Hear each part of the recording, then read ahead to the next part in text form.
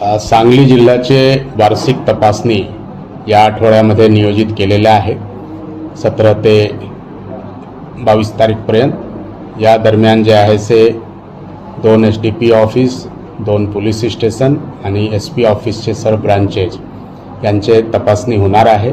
यांच्यामध्ये police station, division आणि SP ऑफिसचे सर्व ब्रांचेसचे कामकाज कसं चाललेलं आहे याबद्दलचे पूर्ण डिटेलमध्ये जे आहे से आढावा घेतले जाणार आणि यांच्यामध्ये जिथे जिथे चांगले काम आहे त्याबद्दलचे अभिनंदन करण्यात येणार आहे आणि तसेच जिथे जिथे कमतरता आहे त्या ठिकाणी सुधारणा करण्यासाठी त्याबद्दलचे जे आहे से डायरेक्शन दिले जाणार आहे। वार्षिक तपासणी पोलीस विभागासाठी जे आहे से एक महत्त्वाचे काम असते आणि यांच्यामध्ये जे आहे से आपला जे ऑफिसेस आहे त्यांचे कामकाज कसा चाललेले आहे याबद्दलचे सर्व प्रकारचे जे आहे से निरीक्षण केले जातात। यांच्यामध्ये परेड पण असते, यांच्यामध्ये जितके वेपन्स असते, दारुगोला वगैरे जे असतात त्यांचे पण निरीक्षण होतात की ते सर्व व्यवस्थित आहे किंवा नाही आणि लोकांचे जे आहे समाधान होईल यासाठी जे आहे से जे गुन्हे वगैरे दाखल होतात हे सर्व वेळेवर चार्जशीट झाला पाहिजे आणि योग्य पुरावासह चार्जशीट झाला पाहिजे।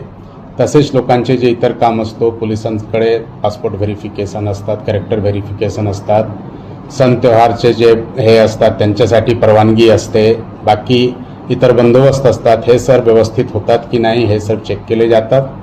तसंच आपले लोकांची कुठलाही कायदा व सुव्यवस्था प्रश्न हाताळण्याची कसा जे आहे से प्रशिक्षण आहे, तयारी आहे यांचेही रिव्ह्यू आहे घेतले जातात, ज्यांच्यामुळे की पोलीसचे जे पूर्ण स्टाफ, अधिकारी, अंमलदार आहे ते ॲक्टिव्ह राहायला पाहिजे आणि कुठल्याही परिस्थिती जर आला तर ते हाताळण्यामध्ये सक्षम राहायला पाहिजे अशा प्रकारचे ह्या तपासणीचे नियोजन असतात। यांच्यामध्ये जे आहे से पोलीस अधीक्षक स्तरावरची तपासणी असतात, SDP स्तरावरची तपासणी असतात, ॲडिशनल SP स्तरावरची तपासणी असतात आणि पर्पज एकच आहे की आपल्या सर्व पोलीस स्टेशन आणि इतर ब्रांचेसचे कामकाजमध्ये सुधारणा झाली पाहिजे, लोकांचे समाधान झाला पाहिजे आणि लोकांची जे अडचण आणि तक्रार असतील त्यांचे योग्य वेळी जे आहे से निराकरण करून त्यांना न्याय देण्याचा प्रयास जे आहे से झाला पाहिजे।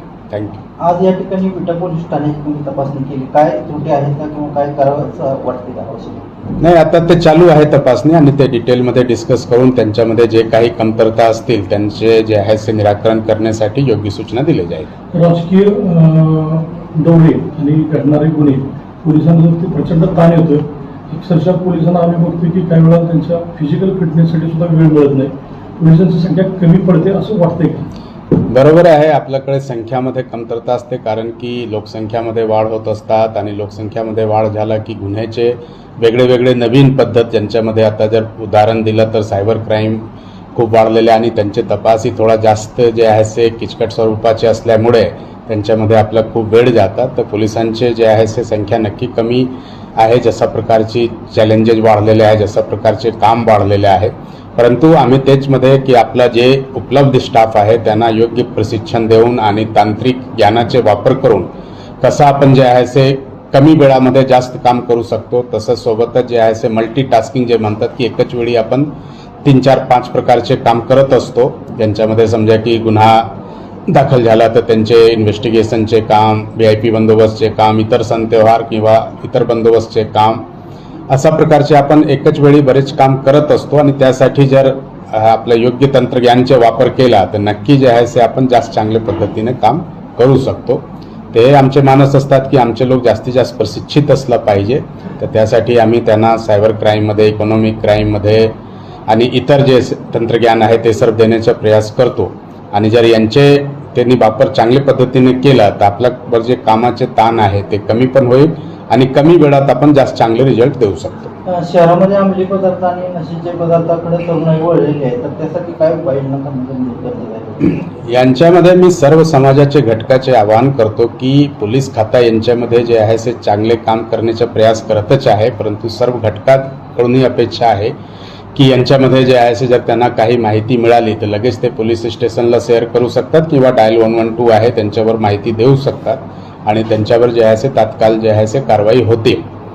तसंच आपले जे नवयुवक मंडळी आहे, जे मुले आहेत ते या मार्गावर जाऊ नये त्यासाठी जे आहे सर्व पालकांना मी आवाहन करतो की त्यांनी आपल्या मुलांवर चांगले लक्ष ठेवलं पाहिजे की ते काही वाईट मार्गावर तर चाललं नाही, आणि जर काही त्यांना डेव्हिएशन दिसत असतील तर तात्काळ जे आहे ते मनोचिकित्सकाकडे घेऊन जाऊ शकतात. आणि त्यांना वाटलं की हे जे आहे ते ड्रग्समुळेच होत आहे आणि ड्रग्सचे सप्लाय कुठून होत आहे अशी जर काही माहिती मिळाली तर ते माहिती तात्काळ डायल 112 किंवा जे आहे पोलीस स्टेशनमध्ये येऊन अधिकारीला देऊ शकतात. सर, काही ठिकाणी पोलिसांवरही हल्ला होण्याचे प्रकार घडतात, त्यांनाही त्यांच्यावरही अटॅक केला जातोय. तर पोलिसांचा दराव वाढावा, त्यांच्यावर जरब बसावी यासाठी काय नियोजन केलं? पोलिसांवर काही वेळ जे काम करत असताना किंवा आरोपी पकडण्यासाठी गेलं तर त्यावेळी जे आहे ते आरोपीकडून जे आहे ते पोलिसांवर हल्ले होण्याच्या पण इन्सिडेंट येत आहे. त्यासाठी जे आम्ही सांगतो आपल्या सर्व स्टाफला की त्यांनी पूर्ण तयारीनिशी गेली पाहिजे. जसं रात्रीचे पेट्रोलिंग जर करत असेल तर रात्री पेट्रोलिंगमध्ये त्यांनी रायफल घेतला पाहिजे, वेपन घेतला पाहिजे. एखाद वेळ जर गुन्हेगाराने त्यांच्यावर जर हल्ला करण्याचा प्रयास केला तर ते आत्मसंरक्षणार्थ जे आहे ते आपलं वेपन वापरू शकतात. दुसरा जे आहे लोकांना आवाहन करतो की जर अशी घटना म्हणजे पोलीस आपलं कायदेशीर काम करण्यासाठी आरोपी पकडण्यासाठी गेले आहे, त्यांना जर काही करायचे असतील तर कोर्टमध्ये त्यांनी जे आहे ते आपला बाजू जे आहे ते मांडावा. परंतु ज्यावेळी पोलीस जातात त्यावेळी जर त्यांच्यावर हल्ला केला तर आणखी एक गुन्हा त्यांच्यावर दाखल होतील. तर तसं कोणी करू नये.